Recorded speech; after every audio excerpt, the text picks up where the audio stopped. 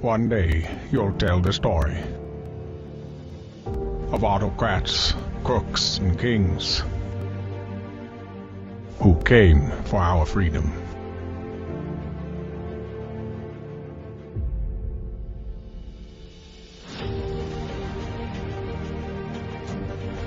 A story of citizens who stood up to tyranny and won.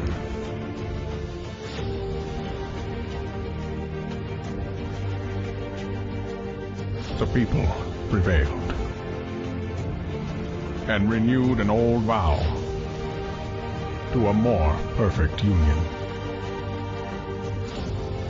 And that was just the beginning. The story continues.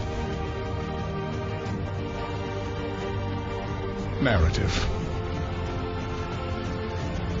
where truth lives. And hello on a Tuesday evening at 7 p.m. on the East Coast, 4 p.m. on the West Coast. It's Narrative Live with Zev Shalev here and Eric Garland. How are you, Eric? Doing great. You have a big update coming up in the second part of the show tonight about the Agape schools, which we covered extensively last week or a couple of weeks ago. But there's a good update coming and a real reaction from an important politician in your state. So tell us a little bit of what we can expect in the next half hour on that. Well, that this is not about one school, and that even the top echelon of the Missouri government and the Republican Party is admitting that the corruption at the state and even local level is so great that our children are not safe without intervention directly from the federal government. Wow, that's a hell of an admission. We'll get into the details in the next half hour. And Robert Buckland, one of the survivors of Agape School, will be here. He'll talk to us a little bit about his reaction on that, which is I'm looking forward to. But the first half hour, let's talk a little bit about what is not happening tomorrow, because there was an expected committee meeting, the Jan 6 committee, but it's not happening because of the storm, Hurricane Ian, as you know, barreling towards Florida. So they've decided to postpone it until the 28th. We'll be here to cover that as well. But we still have a lot of good information about what they're intending to cover. And we want to look at some of the really interesting new information that's come out about Roger Stone, including these clips that are quite inflammatory. They came from a Danish documentary crew, which followed Stone for a long period of time. They've just released their movie or about to release their movie, The Coming Storm or something, or The Making of a Storm or something. We'll play some of the clips from that. It's pretty eye-opening. Roger Stone, if you want to go back and look at this, you can find our case for Roger Stone was probably broadcast on Narrative on January the 13th or something like that. We already knew how important he was to this plot, and we had figured out exactly why he was so important. So, you can go back and Google Narrative Live and the case for Roger Stone, and you'll see that broadcast. But we'll review some of that tonight. I should also remind people that right now on your podcast, wherever you get your podcasts, where do you get your podcasts, by the way? Are you an Apple person? Are you where do you get your podcasts, Eric? Curious. Straight from Apple. Straight from Apple. It's the best place to get it, because in Apple Podcasts, you get the video podcast for Narrative Live and you get the audio podcast, 2 different feeds. And we're directing you there tonight because we have up now last week's episode of The Dragon's Tail, which was all about Christian nationalism, which turned out to be a huge hit just amongst live viewers who are watching our live taping.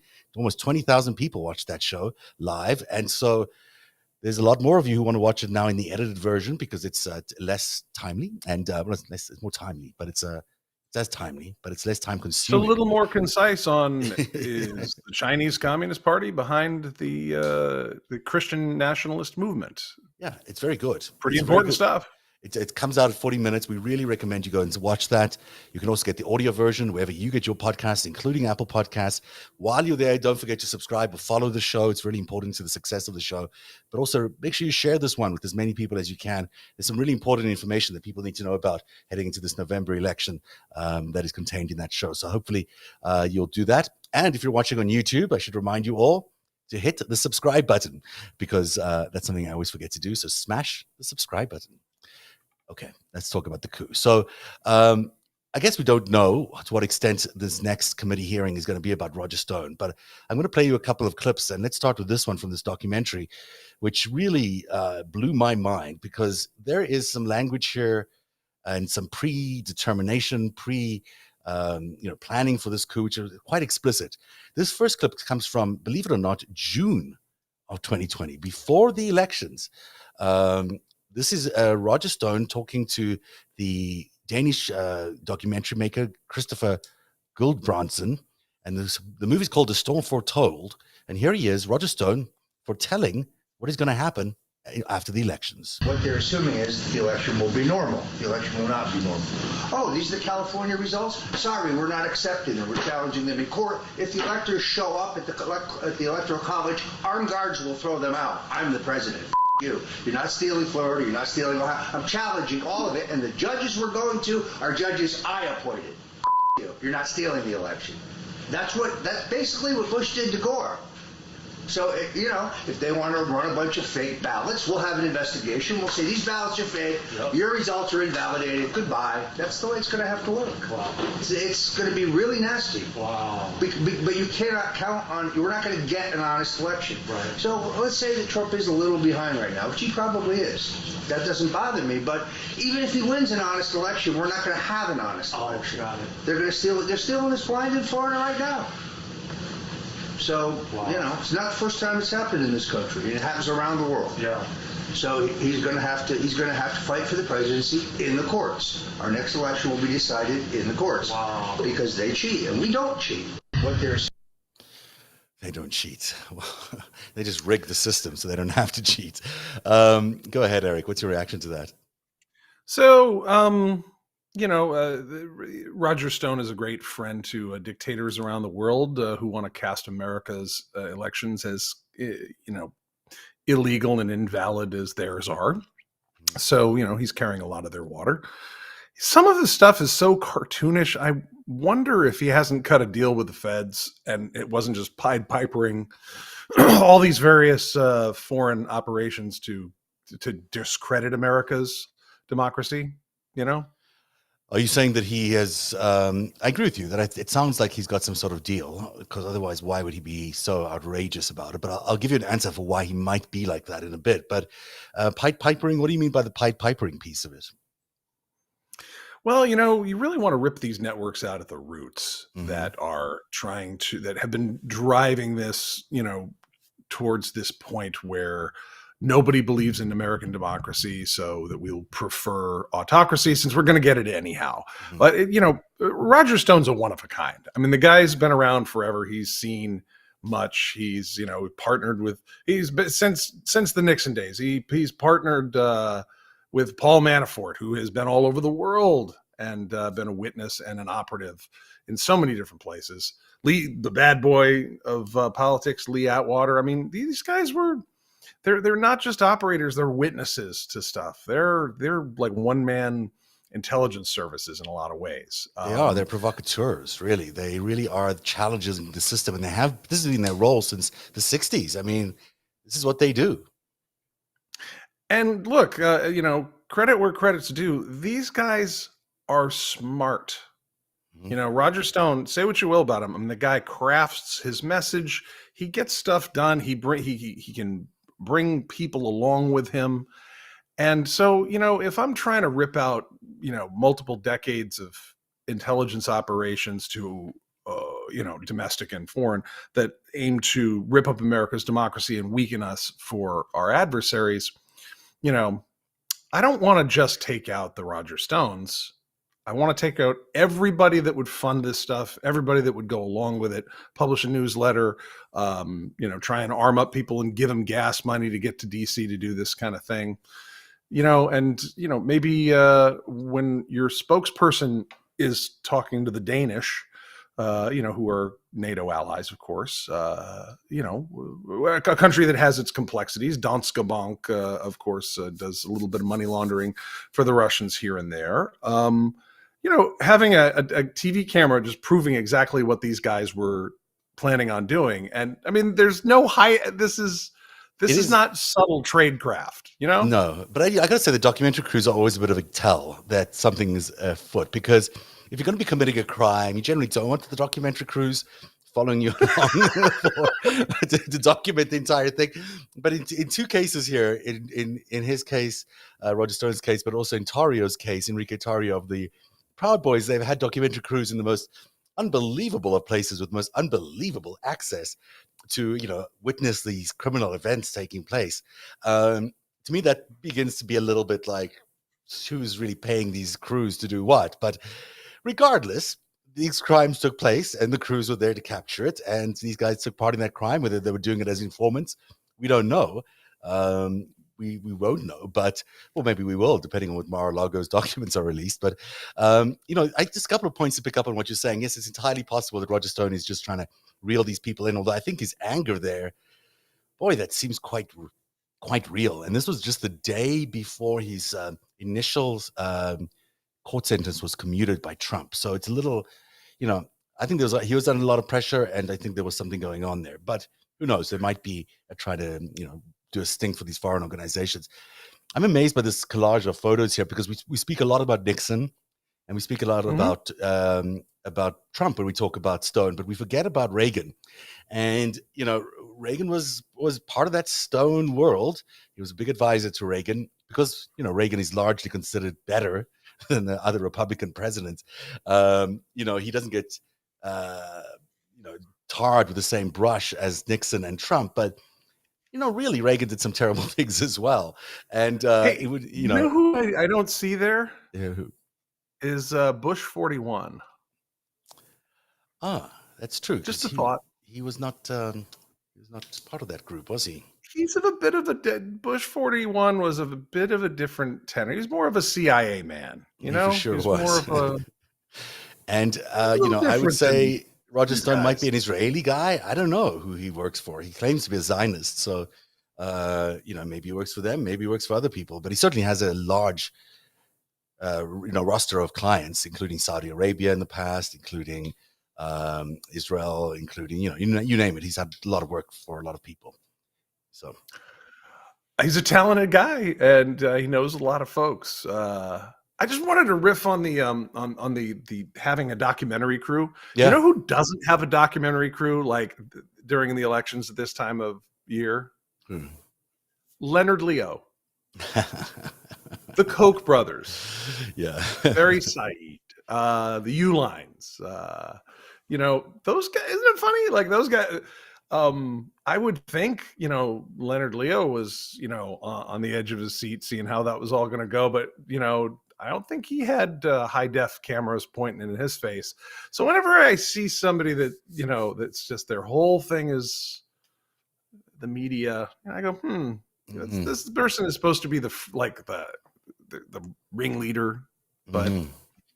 Actually, I want to drill down on something you just mentioned about Leonard Leo, because he, of course, is the Supreme Court stack the courts guy, and in that clip we just saw from Stone, he talks a lot about it'll be our judges that we appointed that are going to go to adjudicate these things. Now, of course, that's exactly what's happening in the Mar-a-Lago case, but it does sort of implicate the Republicans in the Senate who've been who are passing and approving all these judges and justices at a great rate.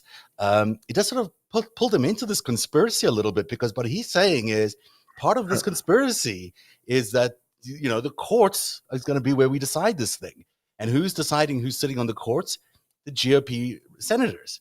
So now we've got potentially the courts themselves entangled in a conspiracy, judges entangled in a conspiracy, and maybe the senators. Supreme Court justices, Supreme Court justices, who's, certainly talking about, Citizens United and go back to Reagan. There's an interesting period of time, where you can think about Clarence Thomas as a very different kind of guy when you think about his wife's involvement. But I'm digressing. We'll talk about Ginni Thomas a little later on. But you know what I'm saying? There's a bigger conspiracy afoot here. It includes Leonard Leo. It includes the Koch brothers. Sure, it includes Roger Stone and Donald Trump and all these other operatives. But there are judges and there are people who appoint judges also apparently involved in this conspiracy. Yeah, and the use of that word, our judges, that's a very specific possessive adjective. Mm-hmm. It suggests that somebody belongs to someone else. Now, when you're appointed to the federal bench, it's a lifetime appointment, and the assumption is that we give you this job for life so that you are no longer looking for another job title, that you are covered. Mhm. for the rest of your life, and your decisions, get to go into the fabric of the judiciary for the future of the country. It's really an incredible honor to be put up there, and how tawdry to be owned by some private citizens. Mhm. I mean, Mhm. I don't know. I surely don't know who Roger was referring to, but I would hate to be a judge owned by anyone, Oh, Roger Stone or it's Leonard such, Leo or yeah. anyone. It suggests that there could be a real need for many of these judges to recuse themselves because they've been named, basically, not in name, but it's certainly identified as being part of this conspiracy. And certainly there's 3 Supreme Court justices that could probably find themselves needing to explain why they would even be allowed to adjudicate any cases that are brought up in front of them for the elections. I mean, it's a reach, That's but it's really interesting. interesting. Yeah, it is interesting. What if there were whole networks of corruption, Mm. like in court staff and clerks and federal judges and appellate judges and all the way up to SCOTUS, Mm. and what if the penetration had gotten so deep that some people who thought they could overthrow this country thought they could rely on that whole network down Mhm. from bottom all the way up through the top. And as he said, this election isn't a real election. Gosh, Roger's really doing us a solid here if you're looking to clear out some judicial corruption here, Mhm. because he's like he just said, and he's a witness to so much. He said the penetration of the American federal judiciary is to the point that people can overthrow our entire democracy uniquely through the judges. Mhm. Yeah, that's really Wow. and that it's been planned that way. I mean, that's Oh, certainly what the Federalist Society has been doing. It's certainly what the Council for National Policy has been arguing and has been in the field doing. And we've seen their appointments. I mean, they've certainly appointed very activist kind of judges. Now, there's nothing wrong with activist judges if they're fair, but this one's he's saying basically in this really historic event where we're going to try and steal the election and the democratic process from the American people. We've enlisted judges and justices in this case. And Leo's billions of dollars behind him make it possible that these guys have been bought out, have been bought off. So that's it's not unlikely that that's in fact what's been going on. I'm not sure how you deal with that, but it's a unique proposition. You're right. it This would could be be. interesting to know who from May of 2020 through February of 2021. It would be really interesting to know, um, which of these insurrectionist leaders were talking overtly or back channel to which district courts, which circuits of appeals, which Mhm, Supreme Justice spouses. mhm. All that's very interesting, right? It is very interesting. We're going to get to Ginny in just a bit. I've got to get some new information on her. Before we leave Roger, and there's a couple more clips I want to play from his documentary there. He's right in the middle of this conspiracy. There's no doubt that everyone in January the 6th, like he was in the Mueller report, or should have been in the Mueller report, the center, the very nexus of everything that was happening in 2016 related to the Russians. Here he is also at the center of everything related to January the 6th, whether it's the Proud Boys, which were among his security, the Oath Keepers who were his security. He certainly was involved in QAnon. He was right there alongside Alex Jones, promoting everything in InfoWars. The Women for Trump organization, the predecessor organization to the Women for Trump organization, was actually run by his wife. That's how close he was to Oh, that. Yeah. really? Yeah, his ex-wife, sorry, I should say. And of course, he's right there with MAGA, like he's right there in the middle of everything there. So that might be real. It might be that he's in the middle of the conspiracy. It might be a ruse that he's in the middle of the conspiracy and the real plotting is taking place elsewhere. But it's an unusual thing to find someone so central to a historic crime as he is. And, we on Narrative have exposed many times him there with the Oath Keepers. You can see they were actually wearing an Oath Keepers hat. This was the day before January the 6th when he was headlining a protest outside the Supreme Court. And there's other photos, of course, with him, with these Oath Keepers, an unusual group of people to be associating with, and all the way up to and including the day of January the 6th. We've now learned as well that he was in communication with Stuart Rhodes, on the 19th of January, which is a little bit later than he was to the leaders of the Proud Boys. We know that he was talking to Enrique Tarrio on the 5th and the 6th of January. But now we also know that on the 19th, he was talking to Stuart Rhodes, who went on trial today, if I'm not mistaken. His trial opened up today. They're doing voir dire jury selection. Okay. So, there's a lot of interesting things still that we'll learn more, I'm sure, throughout this trial about what kind of activity Rhodes and Stone and Enrique Tarrio and others were involved with when they were dealing with setting up January the 6th. Yeah. By the way, this you've got the Chiron there reading Yale grad. This is Yale's least favorite promotional material that they have in history. I just had to note that because I was like, really, Yale? Thank you so much.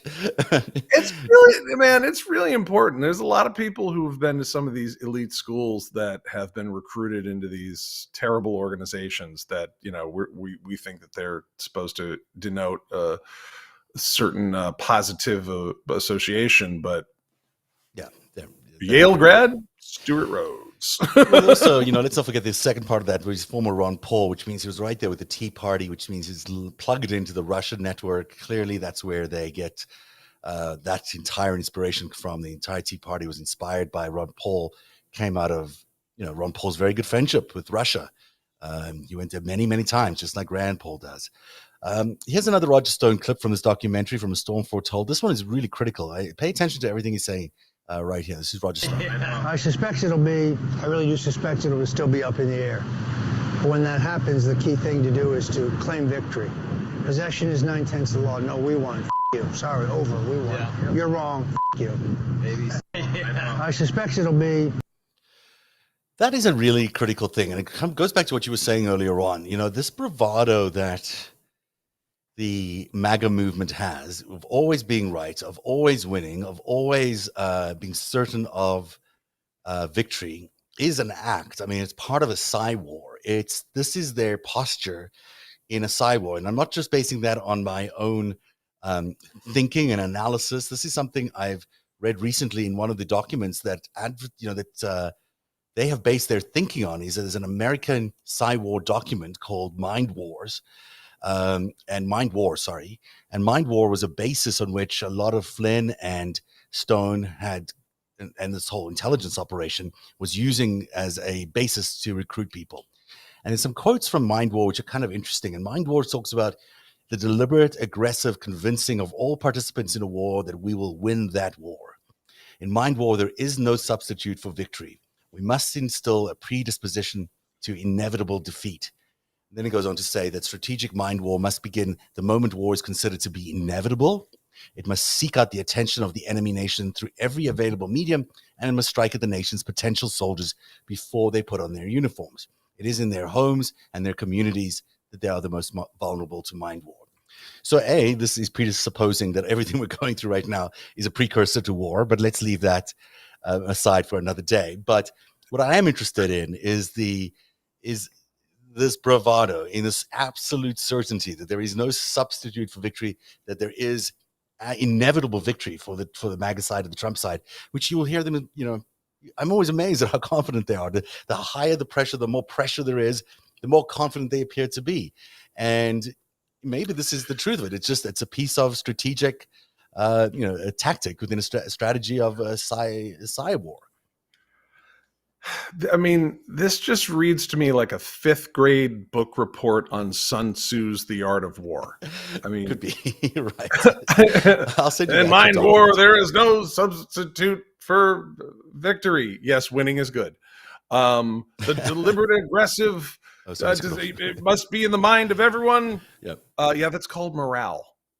But they're saying they need to instill it in the minds of their enemy. So in other words, you penetrate the enemy's. You demoralize the other guys, and you keep morale in your troops. You feel if you make somebody feel bad, they're less likely to fight as hard. They're saying that you're going to convince the enemy that you're going to win. So they're trying to convince demoralization. You convince the enemy that they're going to lose and you're going to win. Yeah. I mean, not new. It's not new. Well, I love how these guys, they've discovered a It's like, anybody that they discover, like, well, we're doing this. Shh, we've got secure communications and groups, and we use code words. It's like, yeah. Look, It this is smells an like, old document. This is something that's publicly available. I didn't get it through some secret means. It was originated in, I think, 2004, and then all the way up to 2014 wasn't really, no one really used it, except that they were not in the Gulf War. I think in the Iraq War, sorry, they decided to use that. And the problem is, if you don't provide everyone with what you're promising that you'll deliver, it breaks down. So at some point soon, their message is going to collapse because they can only claim to be so victorious, up until a certain point, and then it becomes impossible to resist all the pressure that's coming up. It's an attempt to wage war by psyoping the American citizenry, which we've done a terrible job in our national security community of securing what I call CogSec, cognitive security. We have not done well at that of making sure that foreign propaganda does not reach our people.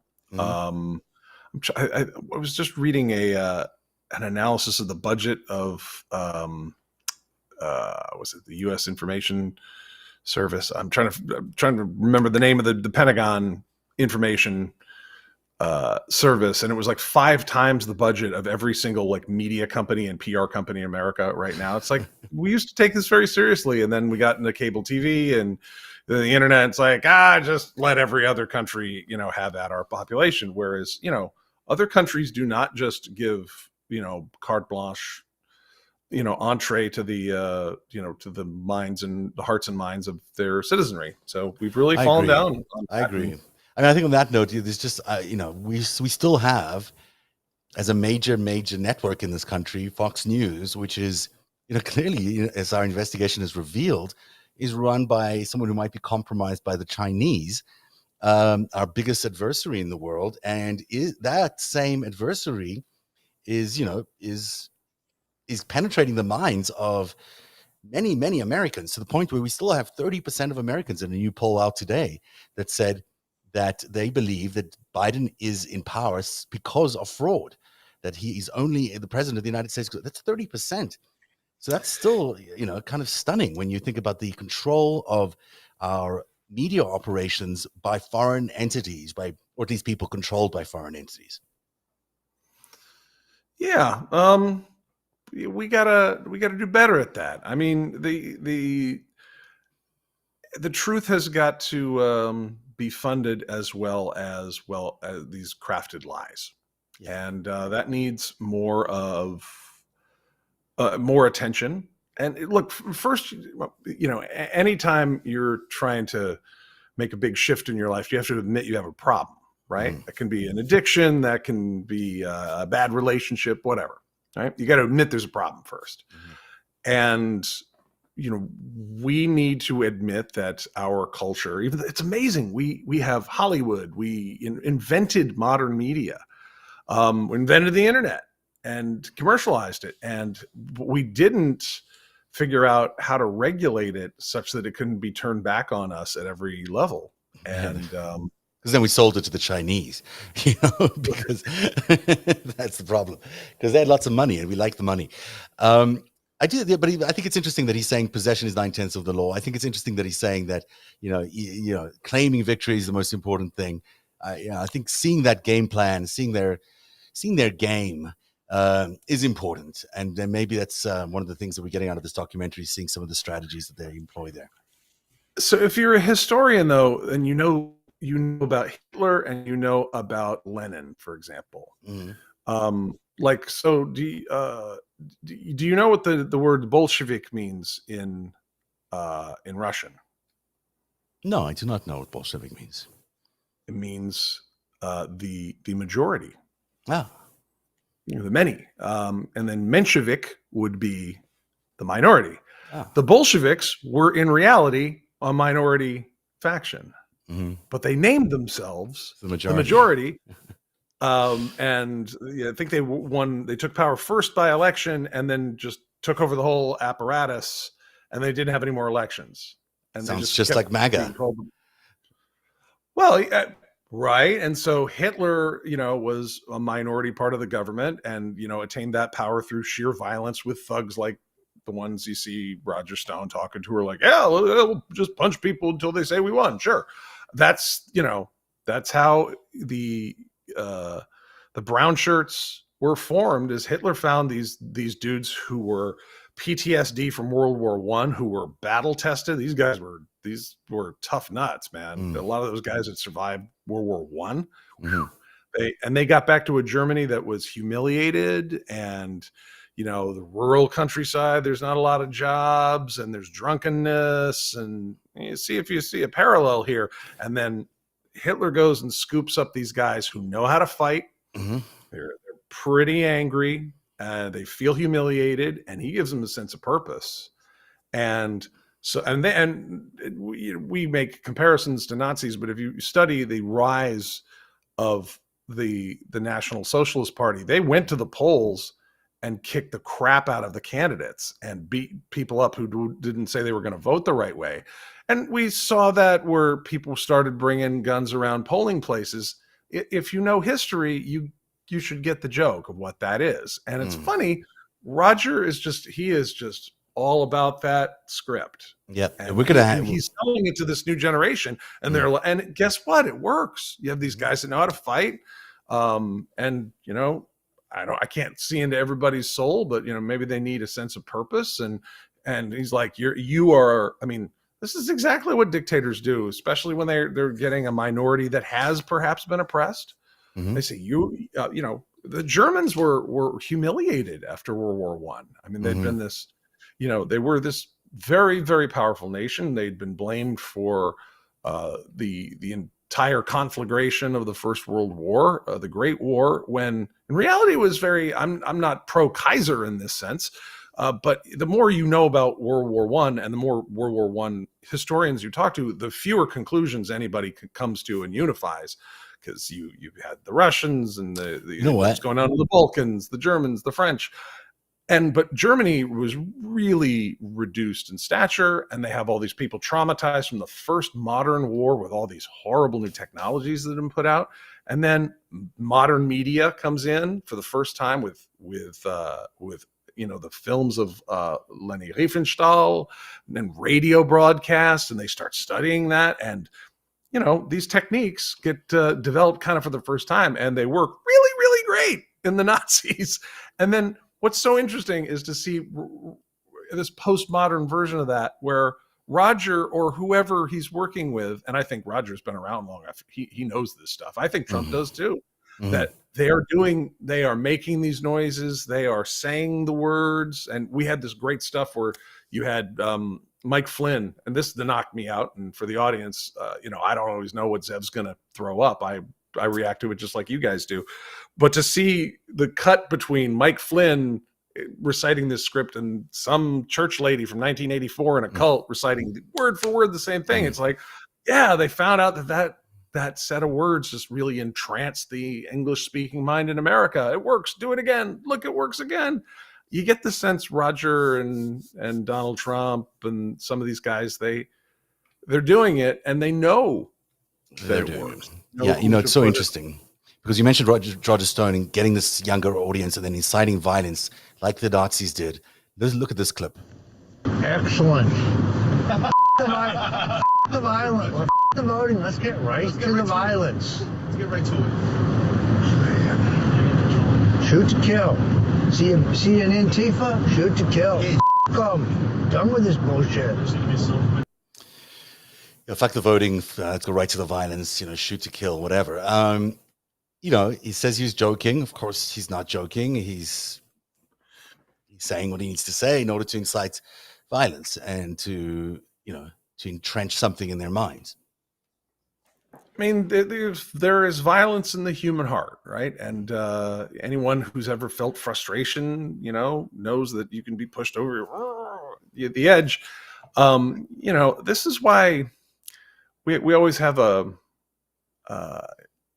a very important role, not controlling free speech in this country, but being vigilant about incitement of violence and organization of violence. And then the more important things, funding and operations of not just inciting violence, but taking that next operational step to get somebody kinetically into, say, the Capitol of the United States, armed, financed. And I think that's the stuff that we're barely scratching the surface of what happened in January 6th. And the Department of Justice has said it is the most complex and widespread investigation in the history of the Department of Justice, 150 years.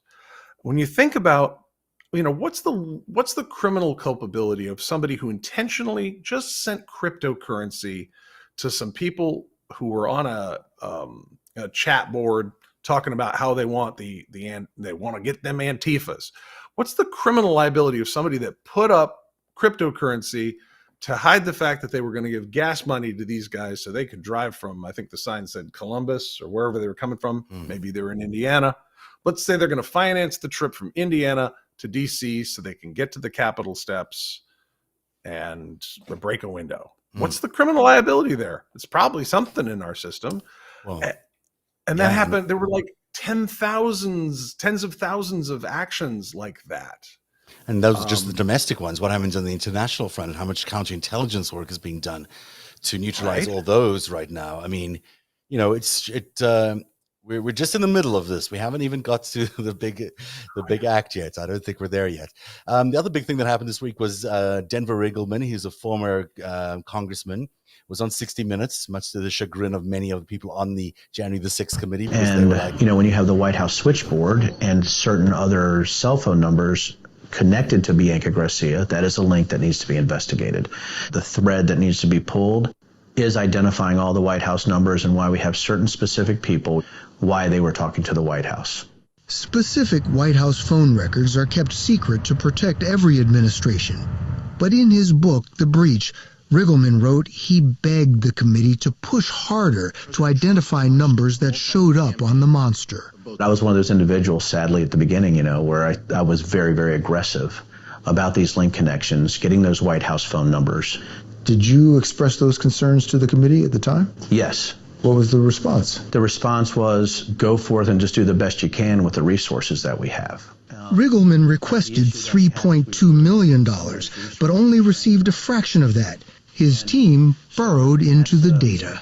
The mother lode dropped into their laps, not just phone records, but more than 2,000 actual texts to and from Mark Meadows, former President Trump's chief of staff.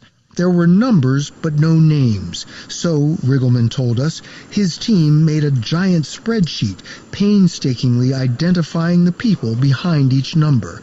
And when they did, they were privy to the real-time thoughts of Trump family members, former cabinet secretaries, members of Congress, conspiracy mongers, even a Supreme Court justice's wife.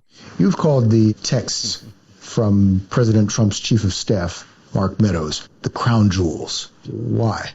It was a roadmap. It showed actually the evolution of the beginning arguments from alternate electors all the way through rally planning, all the way to day of. It showed conspiracy theories. It showed the saturation of QAnon. How'd you get them? He gave them up. Do you think it was a mistake? If you go back to the simplest explanation, I think he wanted to give up some of his text messages. By the way, this is a caveat. We don't know if we got them all. But what we got is pretty valuable. You have said these texts provide irrefutable, time-stamped proof of a comprehensive plot at all levels of government to overturn the election. Irrefutable. Irrefutable. Early in the text messages, they were talking about alternate electors, I think as soon as November 5th or November 6th. Right off the bat. Come on. Right off the bat. So much there worth looking at. Do you want to give us your reaction first, and then I'll add some thoughts to that. Who's this guy again? Former Congressman Denver Riggleman, I believe is his name. He was a technical expert for the January the 6th committee. He didn't stay on the January 6th committee as a technical expert. There's a bit of a rift between him and the committee. He wrote this book I don't think it was authorized by the committee to write this book, but in it he makes some interesting, claims. Amongst them, the name you heard at the beginning, Bianca Garcia. She's the head of Latinos for Trump. In that first scene, in that clip there, you saw that famous huddle with Cleta Mitchell and Enrique Torres and Stuart Rhodes that happened the night before in an underground garage in Washington, D.C. Well, Bianca is there. She's the fifth person in that group, in that huddle. So, he's saying, why don't we know more about her? And that's a good question. We don't know much more about her. And maybe that's worth tracking down. The other, claim that he made during the interview is that someone called from the White House to the insurrectionist for 9 seconds at 4:30 that afternoon. That turns out to be kind of nothing. That turns out to be just, who knows why that person called the insurrectionist. But I was intrigued by the fact that there are all these calls clearly coming out of the White House. And, we've been discussing, well, where was Donald Trump during this whole time? If he says he wasn't watching TV and he wasn't doing any of these other things that everyone else says he was, where was he? And, we've thrown around the possibility that maybe he was in a bunker. Maybe he was in a little, control center with these other co-conspirators over there. It's quite possible that's still the case. We haven't seen enough of evidence to know exactly where he was on that day. But I'm intrigued by all those things. I'm intrigued by knowing who phoned whom from the White House, and I think it's important to learn more about that. And if there was direct communication from the White House to the insurrectionists, as many have speculated, some people have said there was a go signals. Someone called from the White House, or was or in another way gave them a go signal to actually do what they needed to do at the Capitol. It's all possible. We just don't know yet enough about whether that's all that is true. So that's who this guy is. Well, so he had a company that he was an NSA contractor, and now he runs a whiskey distillery. And this was the Congress's Jan 6 committee, right? Yes. Okay. So, and this is a really big case, right? Really important case. There's a lot of forensics behind this. This is a congressional committee. They don't necessarily have all the analytical tools of the FBI at their disposal. They're using subpoenas to get stuff, right? Yeah. And Mark Meadows just gave stuff up. If you know anything about really verifying the forensic details behind digital communications, so that they're not spoofed, you'd be surprised at what is even passing muster in federal court these days. There's some fake contractors out there who are spoofing data. It is hard.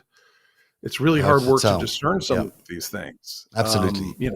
I think all they did was, there's a difference between intelligence and there's intelligence and there's law enforcement investigations. Anyhow, this is so big. I just feel uncomfortable about trying to tell this story without all the details. And this is a story that needs to be told once and very carefully. And I don't think Mark Meadows is the grand wizard here who conjured this whole thing.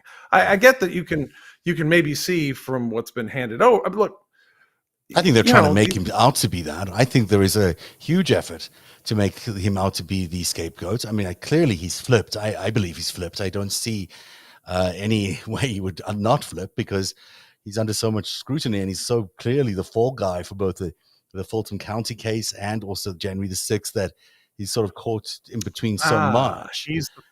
He's the fall guy. He's a Congress critter from North Carolina that couldn't get out of the game. Yeah. And kind of had to go be the White House chief of staff late in the game. I mean, he's not the guy that it should be falling, in my opinion, because I don't think he has much of a, I don't know if his agenda was so ideological as much as he was just the guy. He was just the guy stuck in the place. Maybe he does have a background in being, inclined to fascism, but I don't know if that's him. I read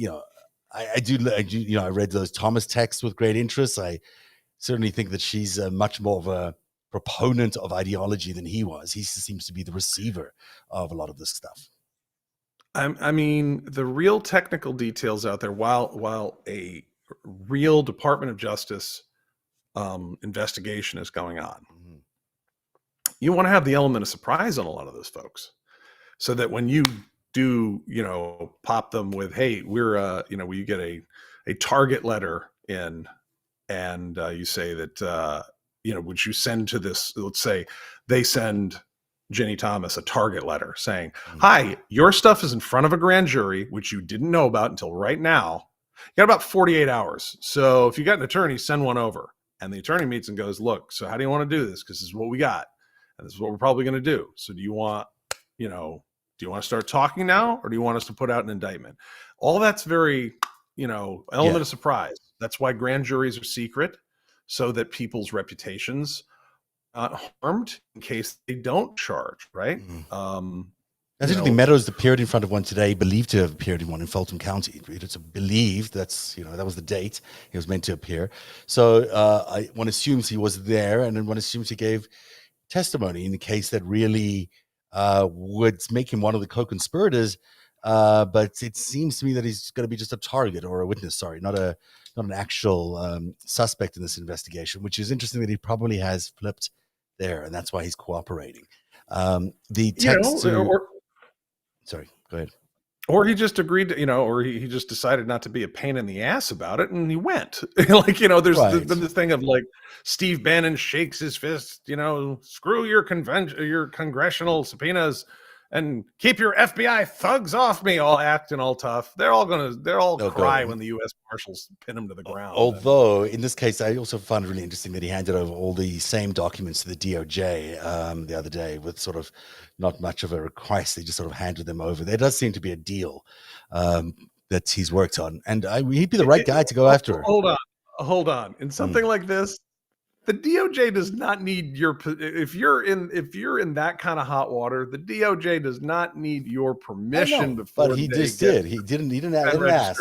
They said they didn't need to be forced to ask. He handed it over. I mean, it's if they ask you for your stuff, I mean, it's good it's good for you to play along, but they usually know what they're asking for before you hand it over.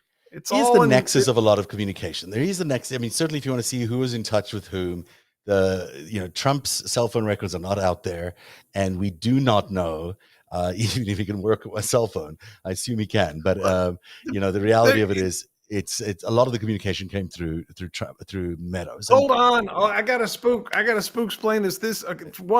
Normally a president wouldn't have a cell phone on him. But this is not a normal presidency or a normal group of people.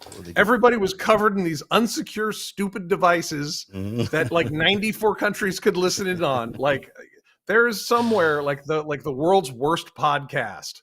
Of like 10 straight days of these idiots just yammering and treasoning and annoying each other and sneezing. And I mean, it's the world's worst podcast. Oh my gosh, it really is. Hey, I think Robert was going to try join us. I'm not sure if he is. Robert, you feel free to still join us if you want to just give us a reaction. He's joined. Okay, I don't see him, so I can't put him on. But in the meantime, let me go through some of these Thomas texts. She is finally agreeing to speak to the committee and she will do it not under oath, but she will speak to them. These are some of the things she said in the past. Not under oath. She's not under oath. She's going to be just speaking to them as an interview. I guess she doesn't. Not all hearings are under oath, but she's going to be interviewed by them. These are some of the texts that she's going to be discussing. Do not concede. It takes time for the. I can't read behind that. Let's say that for the who's do gathering. Do not concede. It takes time for the army who is gathering for his back. Right, that's one point. Here's help this great president stand firm, Mark. The left tastes their power. You're the leader with him, standing for America's Constitution, governance, and at the precipice. The majority knows Biden, and the left is attempting the greatest heist of our history. Was this written by an American? This reads like a fortune cookie. This went through Bing Translate. This is could be. And then thank you. Needed that. This plus a conversation with my best friend just now. Who's the best friend? Her husband, who is the. Hey, Robert, you just were there and now you left. Come back on. So this is implicating perhaps the Supreme Court justice. in a conversation. It will be interesting to see what the committee asks her and what she's able to share with them. I don't see Robert in the queue here, and I'm not sure if that's because of our setup here or whatever. But let's get an update. Robert, I see you've joined, but I don't see your video. I don't know if that's something you can fix, because I can't add you without video. So something's happened. I did see you for briefly earlier. If you want to keep trying. But let's touch the headline here, if we can, Eric, while Robert tries to join us. The big news out of Agape, out of the Agape schools out of Missouri, is that there was a letter from not so surprising a source for you, but it was an interesting read for me when it landed. Surprising for me. So please go ahead and tell us what's happening in that story. Well, so there's, of course, a scandal in Missouri where there's a religious school that has been the subject of a lot of journalism and a lot of reports from victims. This is a boarding school that is nominally religious, and in the state of Missouri, if you put any religious symbol over the door, you get exempt from any oversight from the state government until recently. So there were people that had no business having children in their care, who were doing some things that are not very nice, such as having kids trafficked in from other states under the guise of a reform school, and in reality they were forced into slave labor. If they ever complained, or even if they didn't, they were subject to being held down and beaten and tortured, starved. Not very nice stuff. And there has been, there's about 25 civil lawsuits that I'm aware of that have targeted this school and its owners. And the organization that broke the tone on all that was the Department of Justice, because all of a sudden, the Eastern District of California hit a mother of a child who was a resident of California and the dean of students of what's known as the Agape school in the Western District of Missouri, Julio Sandoval, for arranging the trafficking of that young man from California over against a court order to Stockton, Missouri, where it took him 8 days to get out. And so the feds dropped the first federal criminal charge on this operation. So that's interesting. These kids are being trafficked from other states where their parents have, maybe they've had enough of them. Maybe they've been foster kids that have just never really landed anywhere. But these kids are being trafficked from those other states into Missouri, where they are then sent to these boarding schools. And that's right. And these boarding schools are basically slave camps. They basically are labor camps where they are working nonstop, building the school and doing other crazy things. What is happening there is not compliant with the Geneva Conventions. Wow. You cannot treat prisoners of war the way they're treating children in Missouri.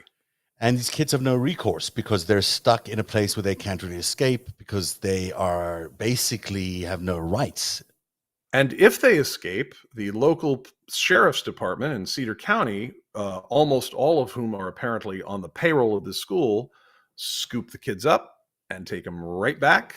And the local deputies, sheriff's deputies are on the payroll of the schools. In addition to being on the payroll of the municipality, they are on the payroll of the school on the side. And they also are being paid to drive out to other states, as far as Michigan, Florida, Chicago, all over the place, and drag these kids back in handcuffs and leg cuffs. And so they are law enforcement officers, if you want to call them that, in the state of Missouri. And then they go and traffic children as their side hustle. Wow. While under the payroll of these very schools, they're going out there kidnapping these kids basically out of other states and bringing them to this school. Now, and they're the local law authorities. Their parents or their guardians or whoever has or may not even have have custodial rights to the children, because this is the thing. Without oversight, we're not sure who's who. And the feds dropped a case where there was a mother who had her custodial rights stripped from her the teenager was in the process of becoming emancipated, where he would essentially assume the rights as an adult a bit early. Neither parent had custodial rights over him, and there was a restraining order to keep the mother away from him and to make no decisions about him, or certainly not to take him anywhere. And she called the nice people in Missouri, who drove out, handcuffed the kid for 27 hours in the backseat of the car, and dumped him in Missouri. Now they managed to get him out within 8 days. But so that was so clear cut, where there was nobody who had legal authority, and a judge who had said that kid doesn't go anywhere. He stays in Fresno. And the Missouri people, who are at the local level, often very disdainful of anyone else's idea of the rule of law. I mean, hey, if you didn't hand them an envelope of cash, there's no such thing as law to them. They didn't think anything of it. And in fact, they've been doing this for years. So we see that there's a lot of corruption. There's a lot of layers of corruption here involving the people who are meant to be policing this are actually on the payroll of the schools. The judges involved in this are also probably linked to the various officials. And there's just a lot of conflicts of interest and corruption. And then comes along this letter. Yeah. So what happens is now that the feds are involved, the state officials stop looking the other way. They're like, oh, something's happening. Yes, you're correct. It's on justice.gov. That's right. It's in Pacer. Now it's really a thing. So now the Attorney General, Eric Schmidt, who was one of the planners of the January 6th attack, if you remember, he was part of the Republican Attorney Generals Association That's correct. Rule of Law Defense Fund that helped fund the robocalls to gather up the attackers to attempt a coup d'etat. That's the number one law enforcement guy we got in the state. He's the Attorney General, and he's running for Senate. He's running for Senate. I was about to say that's a big race that everyone's watching. So, it's interesting that he's running for Senate, and he's got this scandal brewing in the background, where he's got students basically in labor camps. Yes, and his office was warned by the Polaris Project alongside DHS, Department of Homeland Security, and the FBI in February of 2021. I've seen the documents from the Attorney General's office that were released through the Sunshine Law disclosure that they were warned by both former child victims as well as adult victims who were the spouses of the employees who moved there onto the campus to work, and then were put in trailers with no air conditioning in the summer that were covered in roaches. And the wife of one in the report said that she and other spouses were forced to volunteer and had to labor for no money. Which volunteer labor doesn't apply in Missouri. You don't get the regulations around labor laws in Missouri if it's a volunteer situation. So these people would move in and say, if you don't want to be homeless, you're going to volunteer, and then they were subjected to slave labor. I want to go through this letter because we're going to run out of time, and we are having trouble with Robert, unfortunately. But let's just quickly take a look at this letter, because it is quite remarkable. Do you want to explain who wrote the letter first? Comes from the Speaker of the House. Yeah. So first, all this is in the Attorney General's lap. Finally, he goes to court with the same judge who is local there, and boy, they're just having trouble getting these kids out, and it just looks like tomfoolery to everyone. So this man, Rob Vescovo, who is a representative from Arnold, Missouri, in Jefferson, sorry, I don't want to mistake, it's the wrong county, who's in the St. Louis area. He's the Speaker of the House, and he does the unthinkable yesterday. There's a letter published where he wrote the U.S. Attorney, Teresa Moore, in the Western District of Missouri, that's out of Kansas City. And just reading some of these things, it looks a lot like my Twitter feed, which I do not expect from the local legislature here. Right. But he's begging the feds to come in because Missouri is so corrupt at the state and local level that it cannot protect its own children, which is factually correct from my observations. But some of the terms Speaker of the House making this claim that there is so much corruption that they can't even stop this human trafficking ring that's been enslaving children in Missouri. As many as 4,000 kids maybe involved in all of this. And he is admitting to the the U.S. attorney that they aren't capable of dealing with this crime. He's used terms that nobody's ever used outside of maybe me. Like, so network of immoral individuals have engaged in what amounts to organized crime against children. When I used the term organized crime in the Missouri legislature 1 year ago, 3 weeks after that, the records building in the Children's Division caught on fire, and it wasn't really investigated. So, but now here we have the Speaker of the House saying organized crime against children. Hey, thanks, Rob. Bang on. This problem is more far-reaching and contains more deeply rooted corruption than we are able to address solely at the state level. Correct. Wow. We should learn more why that's that bad, but I agree. So he's writing formally to have them come in, the feds, the Missouri state people, begging the feds to come in because they've been transported across state lines. He uses school in scare quotes, where they've been subjected to physical, mental, and sexual abuse. That comports with all the survivor reports. And I believe it is appropriate, Vescovo says, for federal investigation and prosecution to take the next important steps to put an end to what amounts to child trafficking.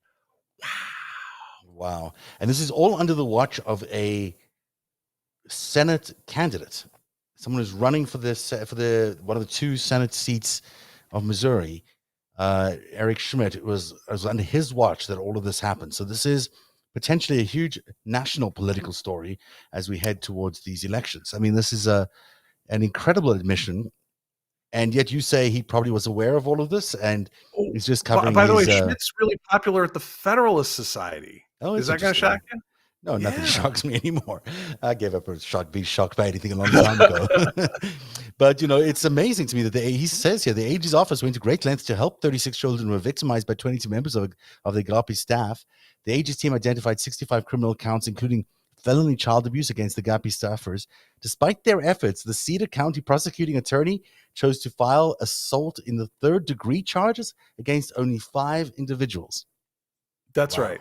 Wow. But here's the thing. The Attorney General recused himself in September 2021. He gave us an excuse. Well, the locals won't prosecute enough, so I'm just the Attorney General. What can I do? And so he recused, and his whole office did, and they threw their hands up. And it's only now that the FBI, the DHS, and the U.S. Attorney's Office, and the District Court of Western District of Missouri is now involved, going, no, it's okay, Eric, we've got it. Now they're like, oh, we've got, and they're filing a bunch of things that are not particularly coherent. And meanwhile, Rob Vescovo, the Speaker of the House, has decided to jump the line here and go, hold on, okay, I want to get in front of this. Please come help us. We clearly cannot handle making this situation any better. And you know what? He's right. It's the most honest thing I've read out of this government at the state or local level in the very longest time, with the exception of a few stalwart leaders who are doing their best to really clean the place up. And there's some good stuff in the background. I'm really, this is an amazing story. This is a story that should be on the national front pages of every newspaper and every cable show. It's stunning to me that it hasn't yet received that. And we have lots of journalists, lots of producers watching our show. This case out of Cedar County is one to watch, because you've got basically a organized crime ring, a human trafficking ring happening under the auspices of a county sheriff. And clearly there's child trafficking, there's human trafficking going on, and there is no place for these children to run to. There's no place for them to escape. But they've been subject to this for a very long time. This is not something that's new. I mean, this is one of those really awful child abuse cases that you come across every once in a while, that are enabled by institutions, enabled by political parties, and enabled by a justice system that can't realize how corrupt it has become, or is just so addicted to the corruption that they can't find their way out of it. But this involves a lot of crime and a lot of money and a lot of immoral people that have the reins of power in this county, in Cedar County. And this should be front page news in a lot of places. And it's not just Cedar County in Missouri. There are many, many institutions like this. We don't even know how many, and they are operating under religious status. But you said something about the money, and this is a message to any journalist, any prosecutor, any local politician. I don't care what office you're at. They took Capone on taxes. This seems like it's a Gordian knot. It is, there's so much corruption, we can't get around this. I started looking into the finances behind the Clemenson family, the Agape boarding school people, and there is a nest underneath the 501c3 nonprofit that their church organization has got for tax exempt status. Underneath that is a nest of LLCs, limited partnerships, partners that are full profit, that obliterate their tax exempt status. And in a lot of places that have an exemption from regulation, if something's religious, you remove that status and the state can come in. Go to the money, look at the bank accounts, because if you have any individual who is inured monetarily under the auspices of that religious organization, they lose their nonprofit status. If you have any for-profit entity operating under the auspices of this nonprofit church organization, it ceases to become a nonprofit church. Go for the money. You can do it. Call me anytime. I'll tell you how to do it. This is a huge story, Eric, and we're going to have Robert Buckland on, who's one of the survivors from the school. We'll have him on again in the near future, but you've done a lot of work on this, and there are a lot of other people in Missouri who are doing a lot of good work, making sure that some of the stuff is coming to light, and those people deserve a lot of credit, as do you. And this needs a national spotlight. This is a big story. This is not just your a little local story or a state story. This requires national attention, because there are a lot more schools like this, and it involves a candidate for Senate. So there's enough reasons for any enterprising journalist to cover the story, and we hope you do. But that's a big victory that at least the Speaker of the House has issued this letter, even though he's just covering his own, what. It's still good that he did it. Hey, we're out of time because we've gone a little longer than we should have. But thank you very much for bringing that to us. That's big breaking news that you're only seeing here on Narrative. And we'll continue to report on the Agape schools. We'll also be back on Thursday. We have another episode of The Dragon's Tale, if I can find the energy to write it. But it'll be a good one. Mark my words. And please, if you haven't downloaded the previous one, go to your Apple Podcasts or wherever you get your podcasts and check out the last episode of Dragon's Tale, which was about Christian nationalism. As always, if you'd like to support us, you can join our Patreon program at patreon.com/narrative. And if you're watching on YouTube, please hit the subscribe button so you can always be reminded of where and when we're broadcasting. Have a good night, Eric, and have a good night, everybody. Every minute of Narrative's reporting, every story that we break, is made possible by our patrons. You too can become a patron by joining at patreon.com/narrative. Narrative, where truth lives. One day, you'll tell the story of autocrats, crooks, and kings who came for our freedom.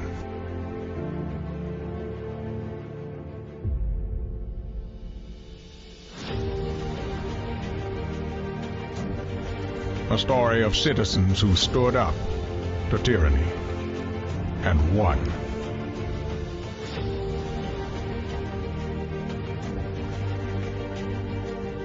The people prevailed and renewed an old vow to a more perfect union. And that was just the beginning. The story continues. Narrative, where truth lives.